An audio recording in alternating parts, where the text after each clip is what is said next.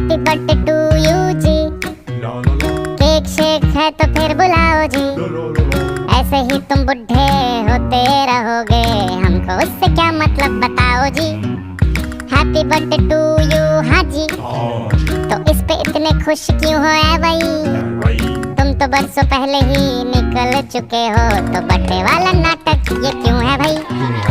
Candle शैंडल फूंक से बुझा के, बेसुरों की भीड़ फालतू में लगवा के, बर्थडे वाला सॉन्ग जोर जोर से गवाते हो, हमसे ताली शाली का हजामत करवाते हो। ये सब नौटंकी फिर भी चलो झेल लें, केक शेक और स्टार्टर्स भर भर के आए प्लेट में, घर जाके फिर से डिनर न मंगवाना हो, चूहे ना दौड़े पेट में रात के पौने दो। हैप्पी बर्थडे टू यू जी, सोच समझ के इनवाइट भिजवाओ जी, अगर पेट पूजा का फुल इंतजाम है तो ही न्योता।